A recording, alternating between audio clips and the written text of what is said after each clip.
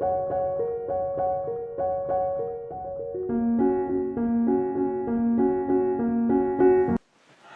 so welcome to the Bromley Course in Miracles study group, and today I'm just going to do a little bit of teaching on carrying on from what we did last week. So last week, let's just have a little recap. We were talking about the different parts of the mind, of the self. So we have God, the voice of God, which is the Holy Spirit, and the Christ. So this, in reality, is all that exists. Okay? And obviously, the Christ is within all that is, which is God, and can't be separated. However, in the illusion, what we have done to separate ourselves is create a body, a false self, a pseudo self, and underneath that, and what runs that body is the circle of fear, as it says in the Course. And we might call that the subconscious. Okay. Now, at a certain stage in your development, this feels like all there is. Well, first of all, the body feels like all there is, and the mind is firmly trapped and encased and imprisoned in it. Okay. So when I think back to before I started the course and everything, in my depression, thinking, you know, I was real, the world was real, problems are real, I'm powerless, all those things. This is where I was.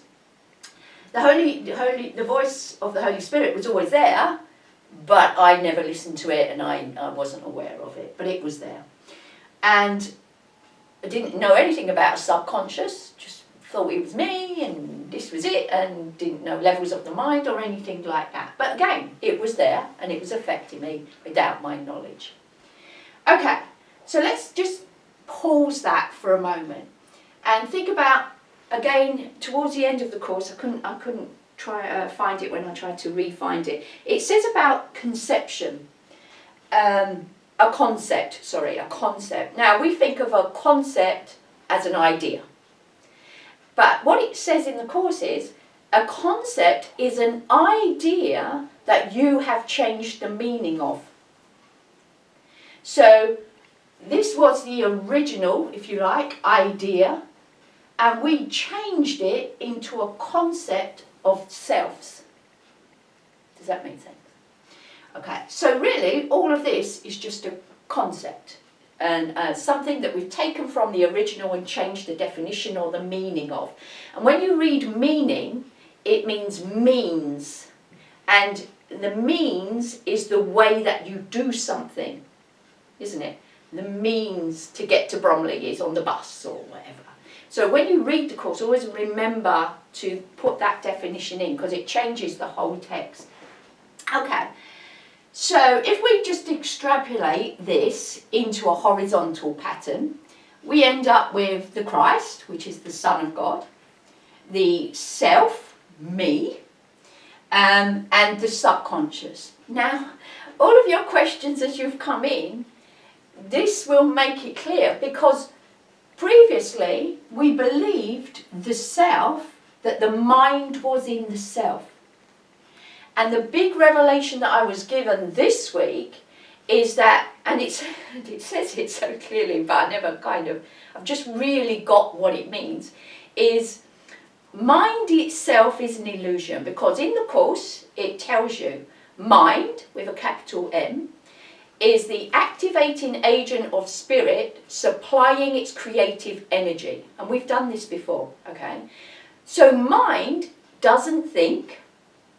It isn't analysing and all those things that you think it is. Mind is like a source of energy for the spirit. It creates the spirit and it runs it. So we could say that was like electricity, okay? So what boils your water? Anyone? Electric. It is the electric, yeah. So most people would say kettle, right? It's the kettle that boils the water.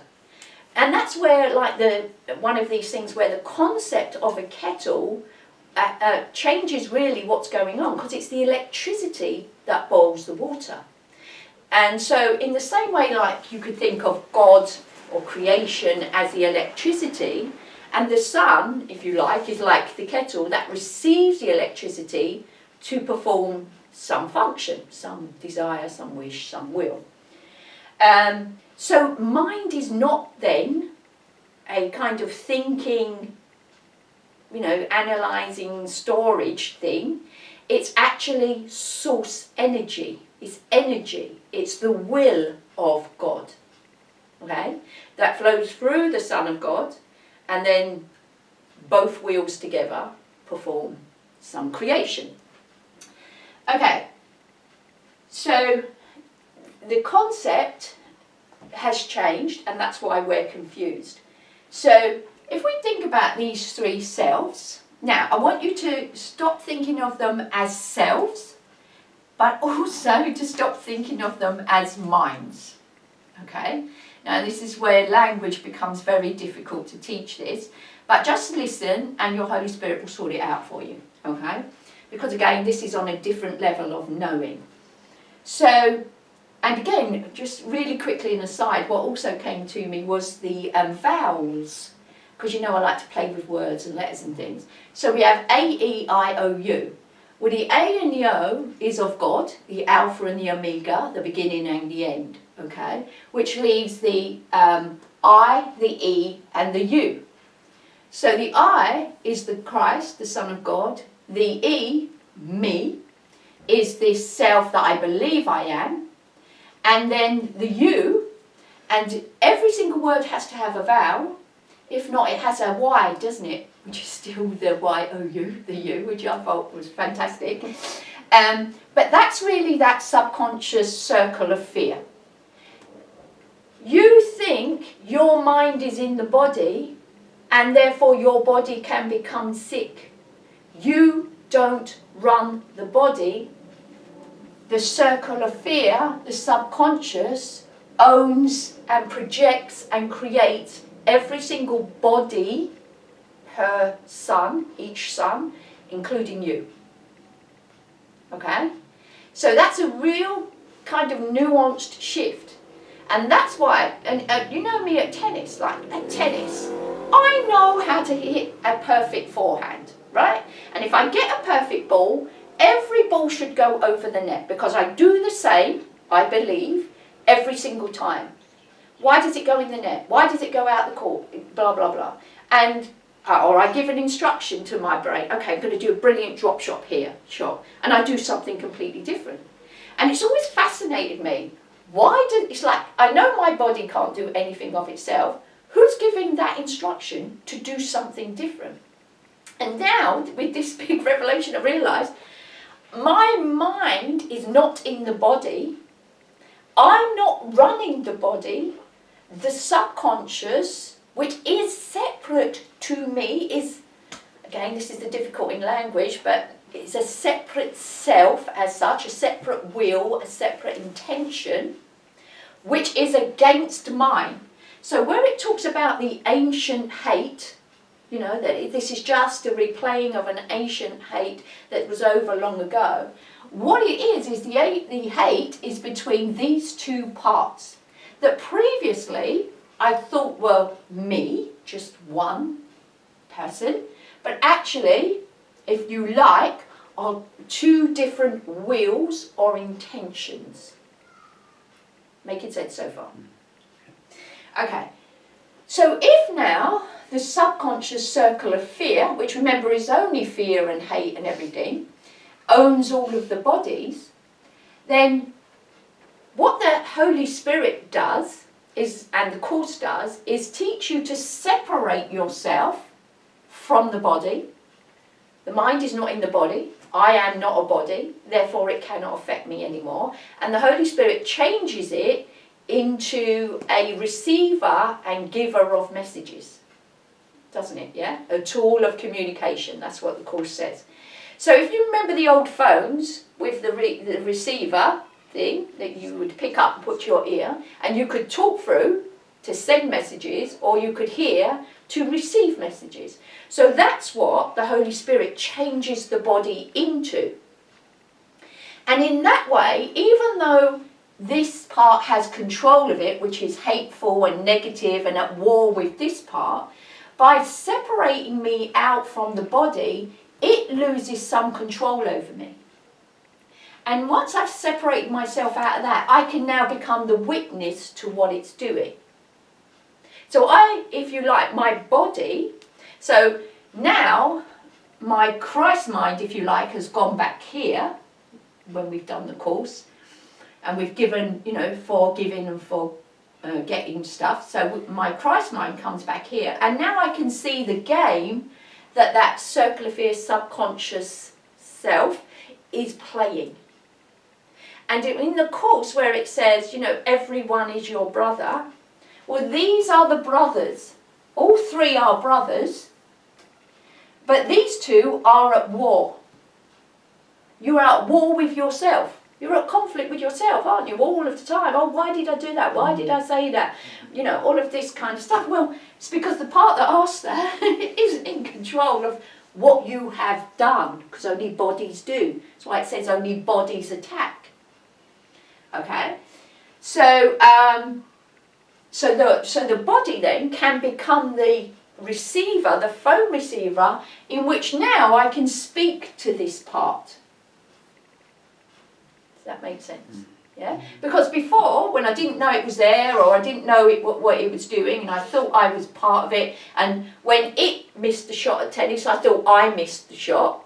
I thought, I am in control of this body, therefore I am doing something wrong. Or when I call a line, argue about the line calls or whatever, I'm doing it, I'm wrong and bad. And he's sitting in the corner going, she thinks she's running the show, I'm running the show. let me sabotage her some more or whatever. So it's the body eventually becomes just a receiver between the two brothers at war. What's a sensible thing? Make a truce. Make friends.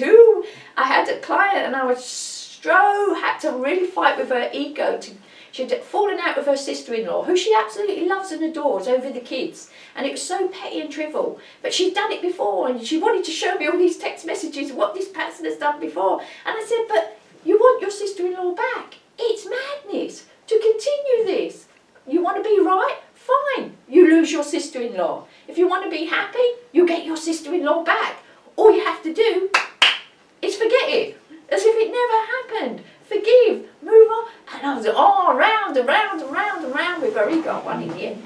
But because you can't, when you keep chasing ego down the road, it becomes obvious you're stabbing yourself. You're creating your own pain, and it's madness. Okay, so we want to end the war. But these two believe that they are separate selves. They believe they are minds. So they have the power of God. They can create. They are calls and all this, but they're not. They're not the electricity. They're, if you like, the kettles. They're the things that are experiencing these things. Only in the illusion can these be calls, because it looks like when I miss my shot at tennis and I'm upset, that it has been caused by my own self. And that's madness, isn't it? And especially because I should be able to change that then. So I work really hard and I improve my forehand, and the same bloody thing happens all the time, because actually that wasn't the problem in the first place.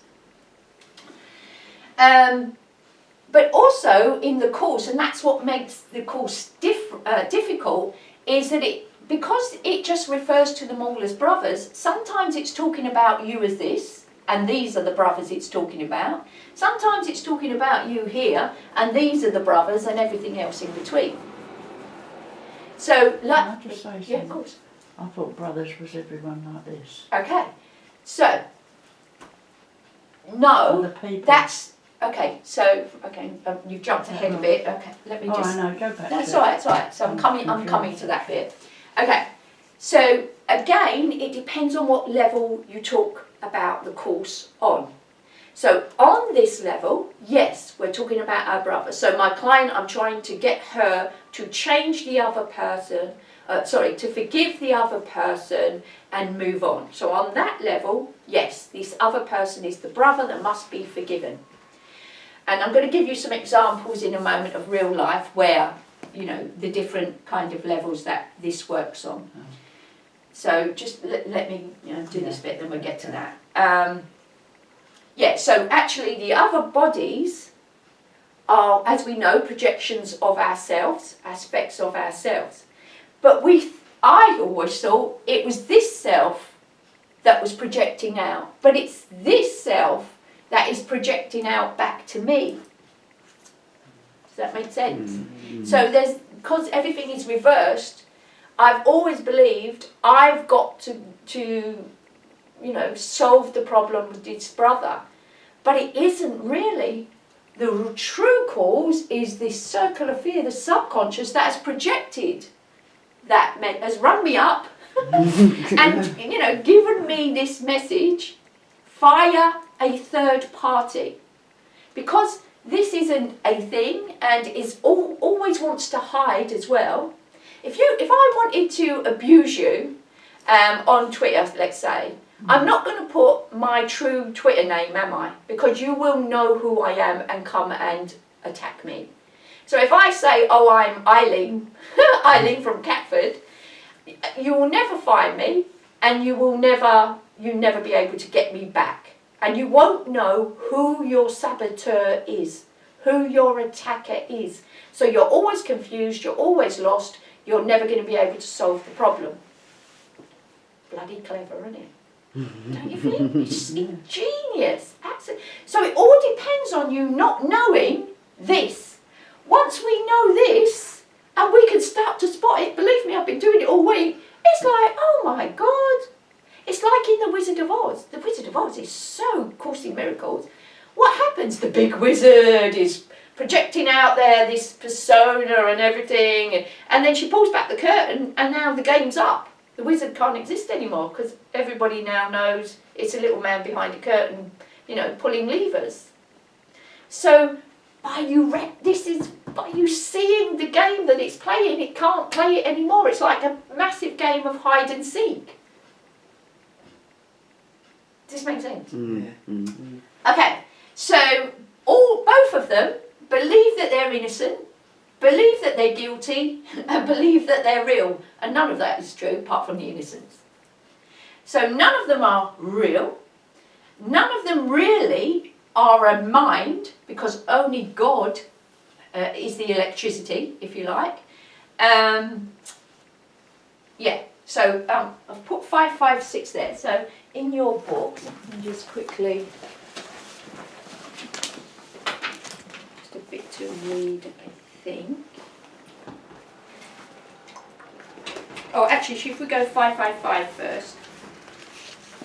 And that is the transition, chapter 26, the laws of healing.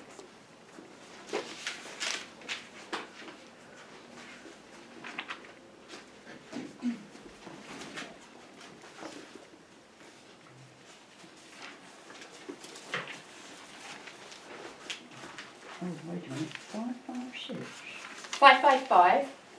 Got that, but The transition, chapter 26, the laws of healing, which is 7. Roman numerals. Oh no. Yeah, and we're about halfway down that page Where's yours? on 7. You alright? No. Someone help? 5, 7 is it? Sins are not error. No, page. 555 is Yeah, it? and then 7 somewhere down Oh, here. 7. Up top. Oh, have you got different? Oh, okay, mine's Sins is halfway. not error. Is that right? Yeah.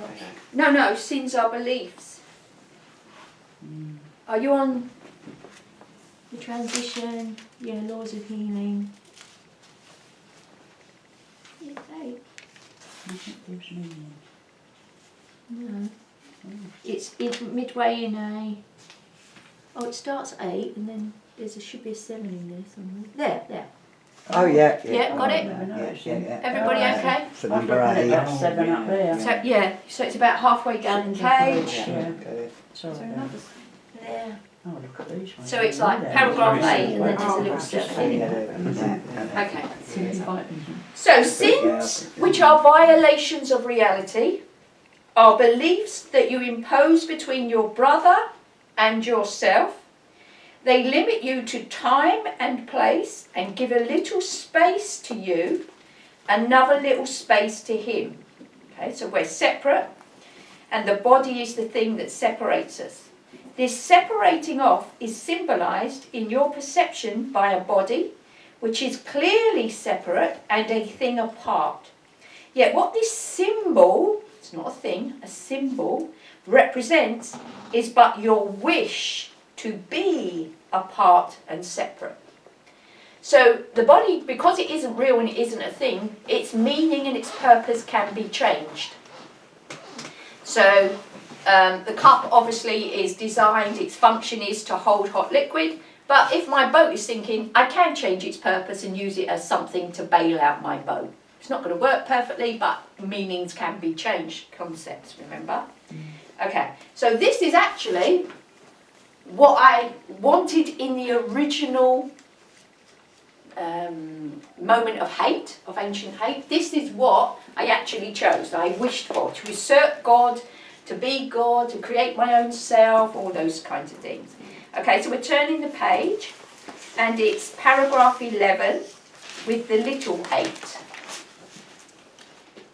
So page 556. The big paragraph number is 11, and then there's a little 8 in there. He would sacrifice. Are we all there? Okay. He would sacrifice his own identity with, being Son of God, would sacrifice his own identity with everything to find a little treasure of his own.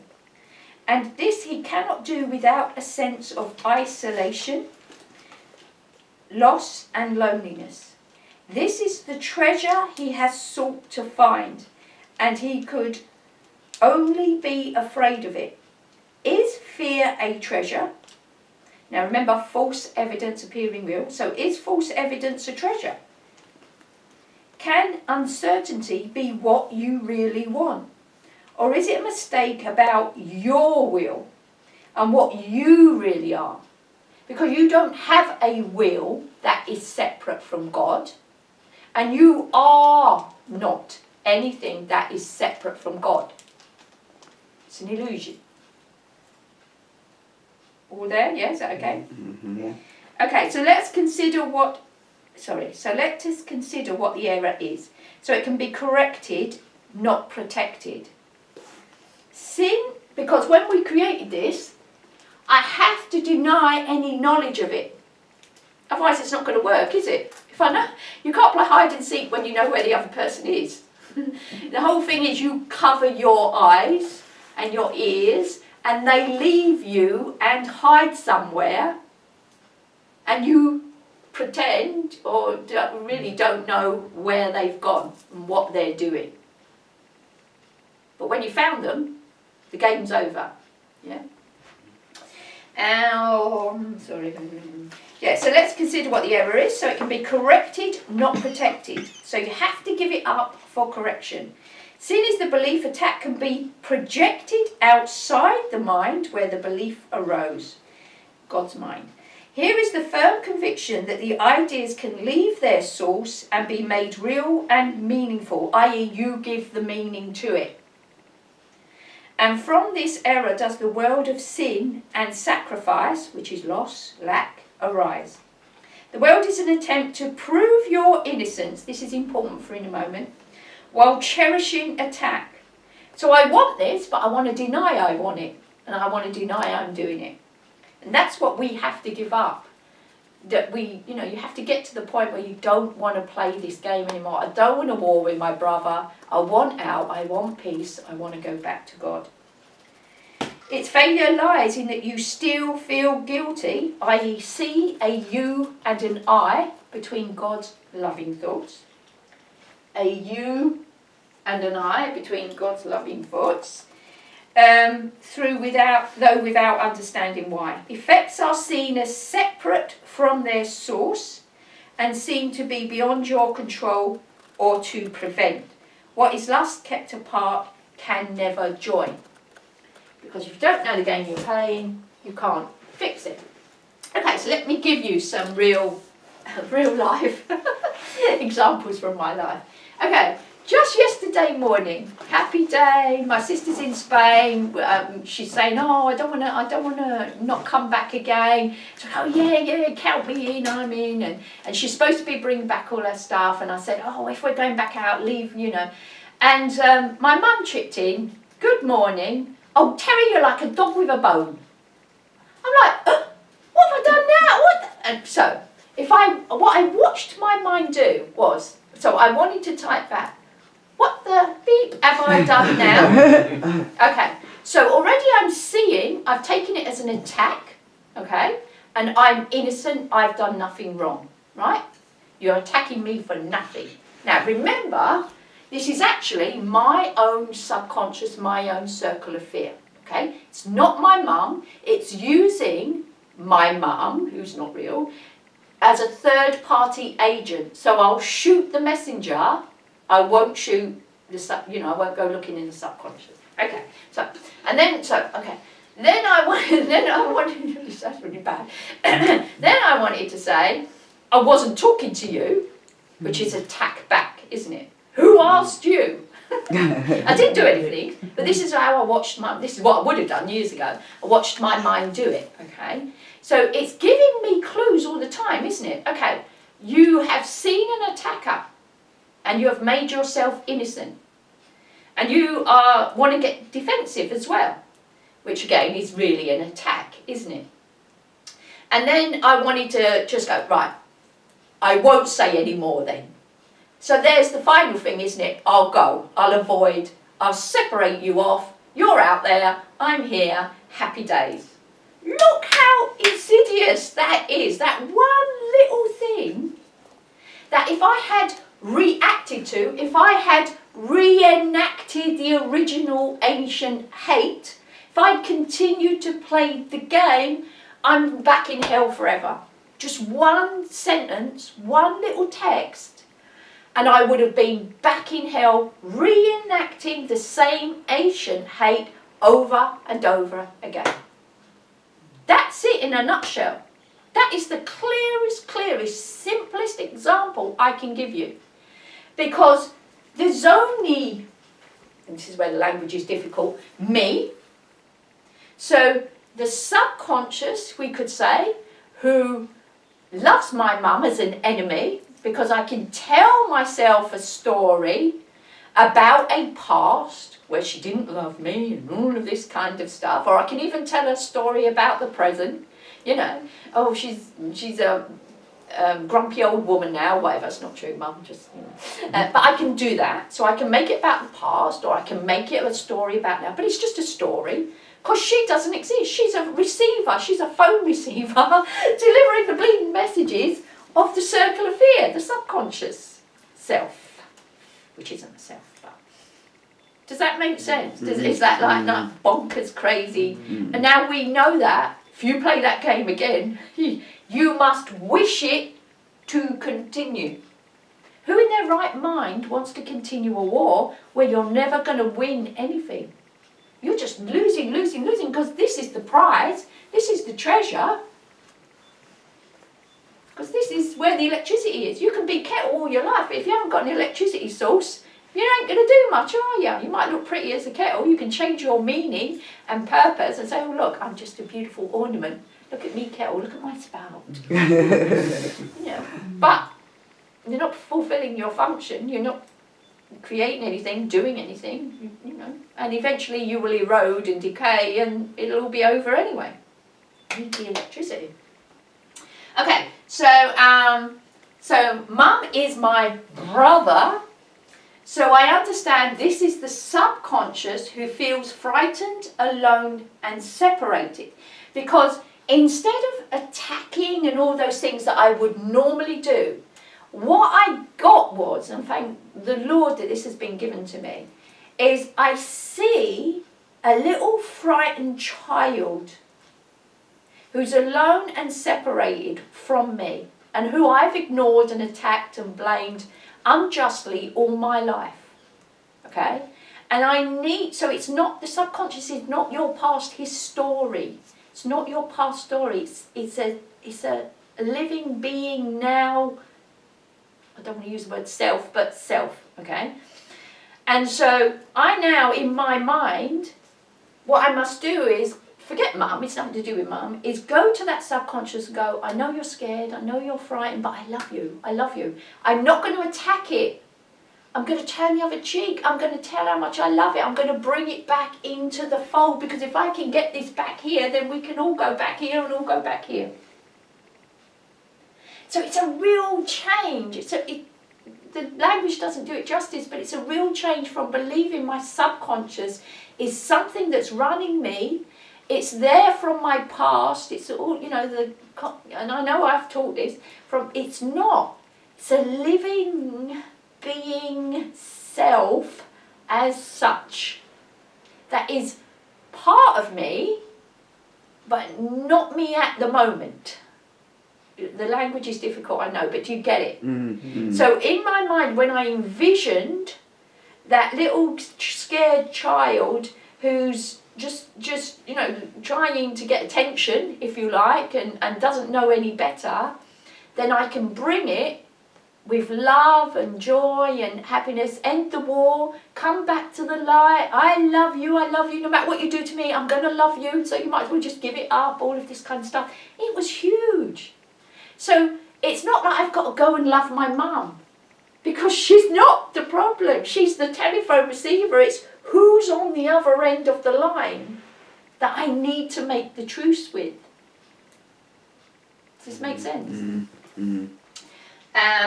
If I want to go to heaven, reunion, me, this self who thinks they are experiencing this attack from my mum, has to forgive, give it up to the Holy Spirit, because it's nothing. The Holy Spirit sees this. That's the thing. The Holy Spirit sees this and thinks, oh, for God's sake, you know.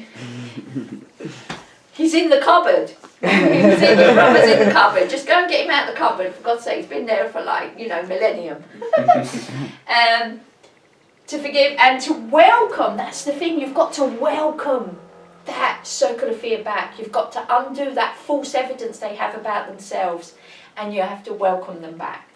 So we are not reacting, we are reenacting the original ancient hate over and over and over every day, in every single way. Every time you feel hurt, attacked, guilty, whatever, anytime you blame, even blaming the weather, you have just played that game. Because it was interesting, because like it was a beautiful sunny day and then the clouds started to come over, and normally I would go, oh, for God's sake, why, you know, and think, but really that's just another projection from that subconscious self who wants to attack my day, attack me, attack the body that in that moment I believed I was.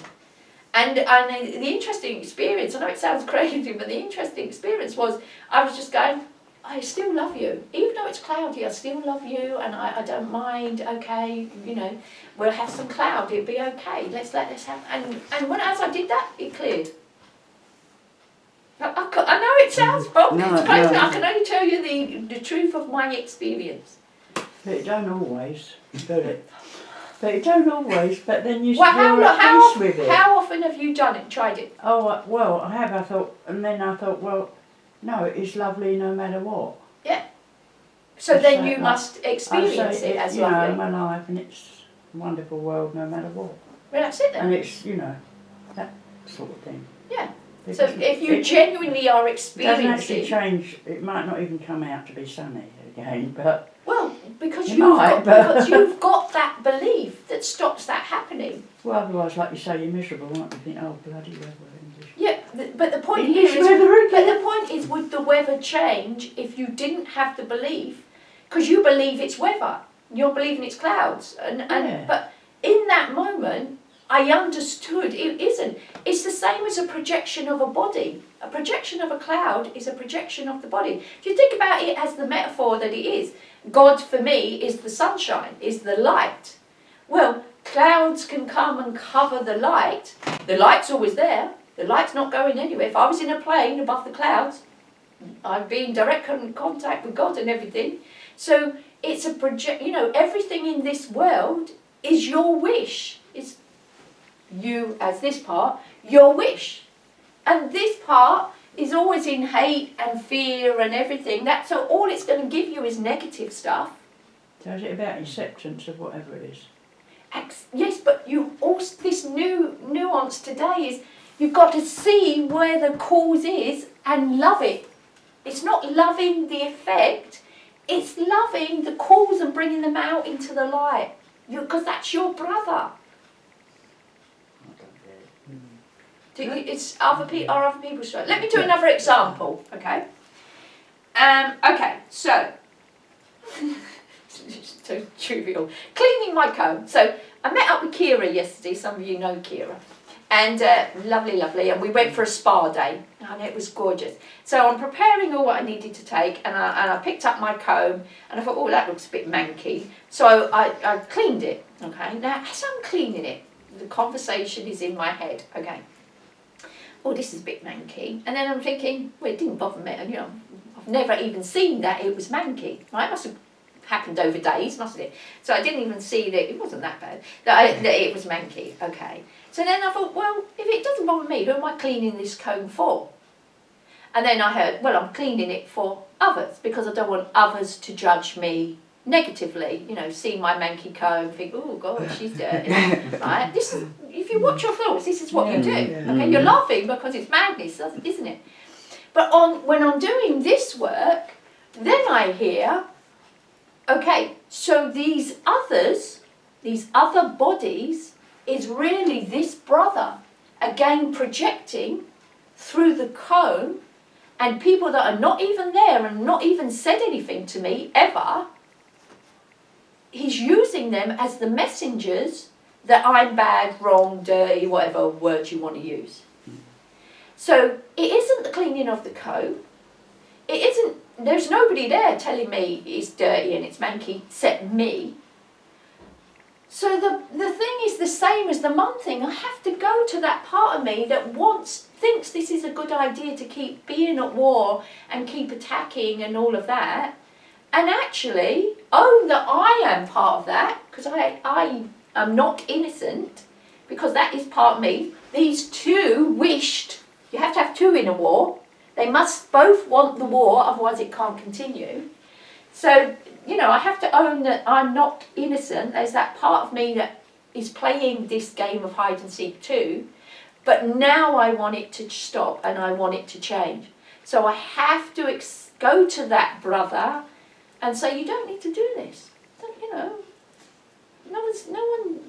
one's ever going to say that to me. This isn't real. I know what you're doing. Don't do this. Come and be in love with me and let's go back to the light. Aren't you tired of this? Do you want to stay in the dark all the time? Come to the light. Let's play. Let's have a good time. So this is a split cell? Yes. Okay. So, why to look acceptable to others? Well, the others are really that subconscious. So now, me, this self, is scared, because remember we have to be lovable, likeable and asset, or we will not survive. That's the game that it plays with us. That's what we, on this level, believe. So the me is scared that I'll be attacked by these others, which is really the subconscious, the yous, the other yous, even though no one is there and has not done anything. So another part of this, therefore, other people, even though nothing has happened, really important, I have already falsely accused others of attacking me. And I've also then denied that I've created this situation, that this is possible and this is likely. I have falsely accused them, but I believe they are going to accuse me. So we're just accusing each other of nothing, because nothing has actually happened. I'm cleaning a comb in a bathroom. But watch your mind. It's like so insidious. It's so clear to me now. I can see it really clear. What if you went with your comb all dirty? Would you have felt rotten all day? Well, no, because really, if you saw somebody with a dirty comb, right? You probably wouldn't notice it, first of all, would you? But No, anyway, but if you did, what would you do? You say, oh, she's not washed her comb. Who to? To yourself. Okay, to yourself. You wouldn't say it to me, Oh, no. so I would have no idea. I wouldn't borrow her comb, So- no. I wouldn't lend it to you. No, my please. But what I'm saying is, okay, so in my life, nothing would happen. If I do something here, right, if you can't see it, does it exist for you? No. Right, No. because it doesn't exist. So it doesn't matter what went on in your head on this material level. You hadn't said anything to me or done anything to me, so I wouldn't know that you had that thought. No. So it doesn't exist to me. So So only nothing has affecting you, happened. So it's only affecting you. Yes, it's that part, because that part of you would have to be attacking me, which reinforces that you are an attacker, because you think that is you, that would be saying those things and doing those things, and therefore that could be said and be done about you. Now you've got to live in fear if you ever go out with a dirty comb. So bonkers. Don't say anything. Okay? It doesn't matter if you say anything or not, Well, does it? But if you say something, if you did say to me, ugh, look at your dirty comb, right? It's just playing it out in real life, isn't it? So what's going to happen we won't between be us? very good friends, would we? No, we are now just going to have a war on this level as well. But you don't exist. So I'm still only fighting with the same brother. With yourself. How would you react then to if I only said you've got a dirty comb there? And You would just be like, oh, You- okay. you Have a turn the other horrible cheek, day. don't you? Yeah. Because if I get... Okay, so let's play it out. So she says, oh, look at your dirty comb. So I've got two options. Well, so I can go, ooh, well, I bet your comb ain't so clean. Get your comb out. Let's have a look at your comb, right? War. Or I could go, oh, yeah, it is a bit. I should have cleaned that before I come, shouldn't I? Yeah, that's a better one. How are you going to feel? Yeah, why is it a better way? Because you're taking it on yourself. So, Not yeah, so attacking. I've taken it as responsibility and I haven't attacked back. Or I could just go, oh, yeah. End of. Nothing can happen after that unless you want to keep hitting me with that same stone. But, you know, the whole point of the comb thing, why I'm giving it as an example, is because nothing actually ever happened. So it can happen in your head is my point, and it's all you, and you see it clearly all you, or it can happen out there, but it's the same thing. This one trying to attack this one, and me believing I'm innocent, and it's unfair and unjust, and then we get into the whole thing. However, it works. And if I believe that you're right, oh yeah, I am a dirty cow. And then the whole story starts, doesn't it? Oh, And then you get your guilt. And then I'm still attacking myself. So there's no way out of it. If you engage, this is why the whole thing is just forgive it, forget it. You've got to remember these people. And again, I would be attacking Eileen as if she is real. It's like me beating the phone because it's given me a bad message from the tax office or something. It's not the phone. The phone is the giver and receiver of the messages. That's the real bit you've got to get. People are not what you think they are. They are the projection of this brother. That you're not the brother, you are the projection of the brother. And you can be good projections like this, loving and we're all on the same page and we're learning and teaching from each other. Or it can be a negative projection, doesn't matter. But it's still that game happening. So which part of... So that's how I see the world all the time. And yet I get really angry at myself when things happen because I think they're still coming up. So where is the anger at myself? Because you said they keep coming up. So you keep being drawn into the game And then when everything yeah. you're doing on another level is saying, I'm doing the course, I don't want to do this anymore. I don't want to be in hell anymore. I want to be in heaven. But if you won't stop playing the game, you can't get out of the loop. No, I do the forgiveness, and the world changes, and it all feels good. And then it starts again. And then that's when I got ill as well. There was this anger at myself at some level. Well, anger is powerlessness, isn't it? So it's like me at tennis, you know, for God's sake, why can't I just get it over the net, okay? Oh, the same mistake all of the time. They're called unforced errors, okay? So why do the same bad things keep happening? Because if you believe it's you, it doesn't make any sense, does it? Doesn't make any sense why I can't do a perfect shot every time. If I can do it once, I should be able to do it all of the time, because I'm not changing the technique. I'm just doing the same action. I should always have the same outcome if I get a perfect ball, okay? So then my frustration, why does it go in the net? Because I thought it was me in control of the body. It isn't. It's this other self projecting through a third party, tennis, the body itself, my mum, the comb, whatever. It's want for me to suffer, the need to continue the war. And when I engage in the war, I'm going to get the war. Does that make sense? Let me, I've got one more. So it's the subconscious always doing that. Yeah, the circle of fear. It's not your past. This is what I've got to really get you to understand.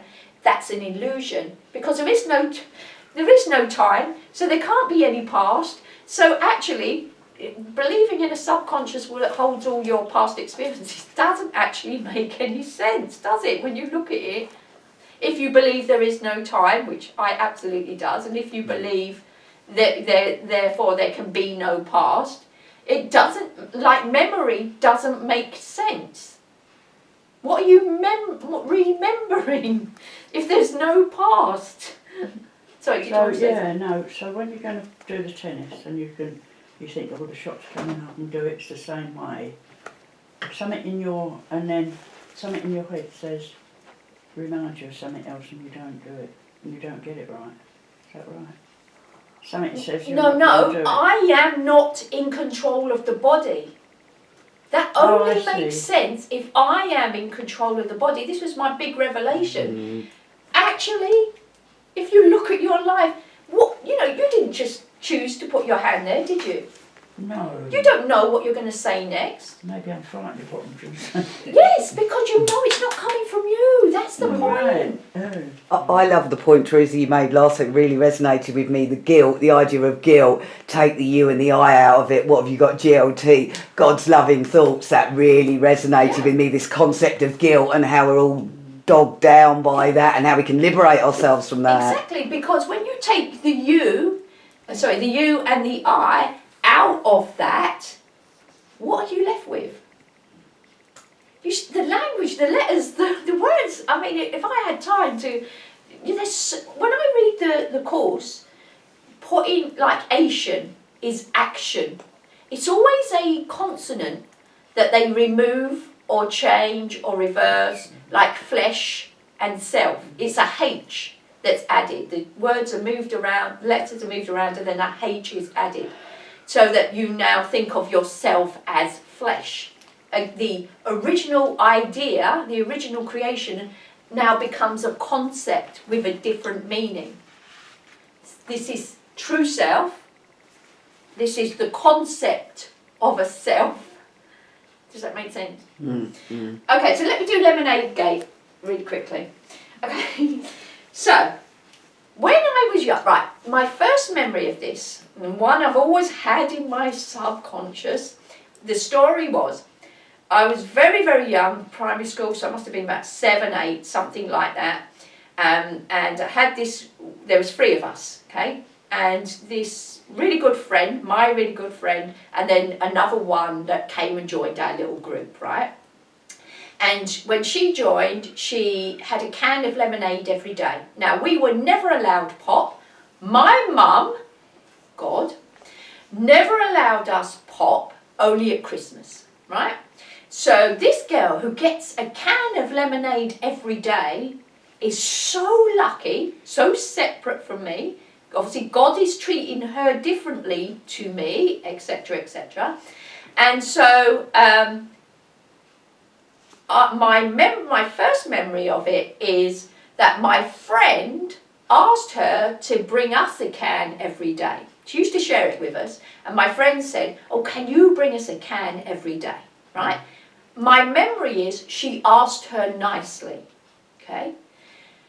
Then one day so that happened for a while. She did bring us a can of lemonade every day, and then obviously her mum had asked her, what's this about? Why have I got to take 3 cans of lemonade in every day? And she must have said, this is my accusation, she told her mum we made her do it. We told her if she didn't bring us a can of lemonade every day, we wouldn't be her friends. Or worse, I don't know what she said. Okay. So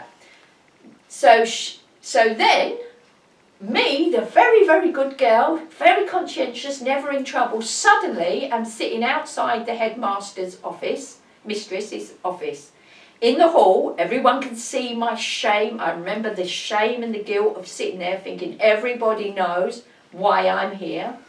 And I get taken in, and the headmistress just talks to me about what's happening and that. And we never asked her. We just asked her. We never made her. I'm innocent, and all of this. Anyway, and then I'm walking home, thinking everyone can see my shame and my guilt and everything. I can still see the road now and everything, and praying that wouldn't tell my mum, because if my mum found out, that's it. My whole life would be crumbling down. I'm not the perfect child anymore, and all of this. Right. And then this week, a little bit of new information came where I suddenly remembered actually telling my friend to ask her to bring in the lemonade. So in the story that I wanted, I am completely innocent in every part. But now suddenly, I'm the one who pushed the friend forward to ask her to bring in the lemonade. Changes everything, doesn't it? Suddenly I'm not innocent. So there's the aspect of we weren't allowed pop. So really, I could say my mum's to blame, because if she'd allowed us to have pop, wouldn't have to ask that girl. So God's to blame. It's God's fault. Okay, God's done this to me. That's the kind of subconscious story that I would tell from that. Okay. I put shared. Oh yes, she shared. Bring one in for it. So unjustly accused, the shame and the hate and the projection. Okay. So in the first story, I'm innocent. A is the best friend, if you like. So the projection. A did it, she was the one who asked her to bring in, so she's the guilty one. B, the girl who was having the lemonade, she's guilty because she's a grass and got us into trouble and all the rest of it, right? She's attacked. Okay. The truth, however, is that I, which is really this bit, asked her, which makes me guilty.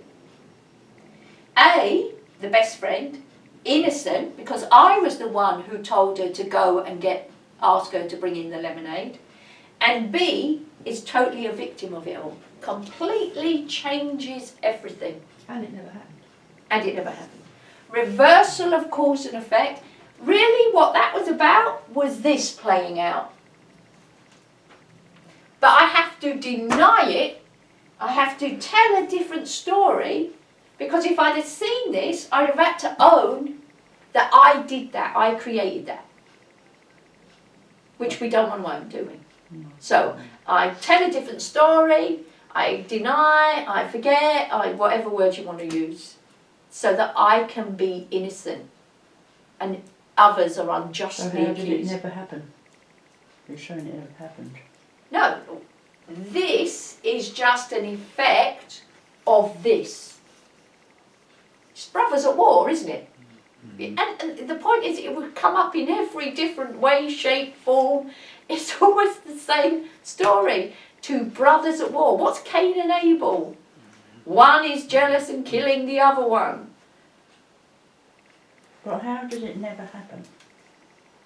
Well, because, so different levels. So it never happened for me as I told the story, because I experienced my story. At that time, but And now you've looked at it again, and now I you know said the it truth. was your fault. You was hiding from it. Okay, on this material level, okay?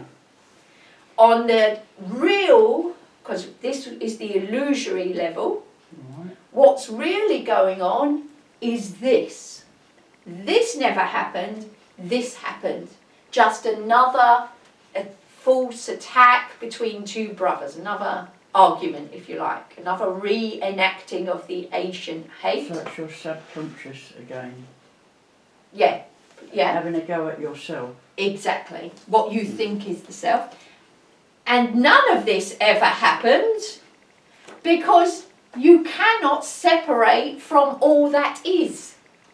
There is no will outside the will of God. There is no other electricity other than electricity, if you want to say it that way. So nothing actually, you cannot violate reality because what God creates is eternal. There is nothing outside of all that is. No other time, no other place, nothing. So there is no other will because mind, remember, mind is the activating agent of spirit supplying its creative energy. There's nothing outside of the electricity. It can be put into the kettle and something else can be created from it, but the only thing that exists is electricity. And the only thing that works, exists, is things what are plugged into the electricity. The telly isn't going to work with electricity, you know, whatever. So, we have denial to maintain the separation and the world, because remember we wanted this, we chose this, and we're still making the same choice every time we engage in this relationship. Well, whoever you think is the cause, and you're just blaming each other, you're both going to be falsely accused. And the whole thing about the Course in Miracles is what it does is, it's why you've got to separate the self from the body. You've got to separate the mind from the body. We know on this level, mind doesn't exist within the brain. Can't find any, all they can find is electrical pulses, clue, big clue, hello. This is just a vessel for receiving and giving messages, as is everybody else in your life and everything. Who is the sender of the messages? Now don't forget, I send messages to my subconscious as well. What am I doing here? You're all aspects, your bodies, so you are aspects of that subconscious circle of fear. And so I'm here, this is like a truce meeting. I'm like here going, look, I know what you're doing. I know what you're doing. Should we stop playing this game? Shall we? If I teach you, if I show you the game that we're playing, you can make a choice whether you want to continue it or not. And it's mad to continue because we're just hurting each other and it's never going to end and more. That's all we're doing here.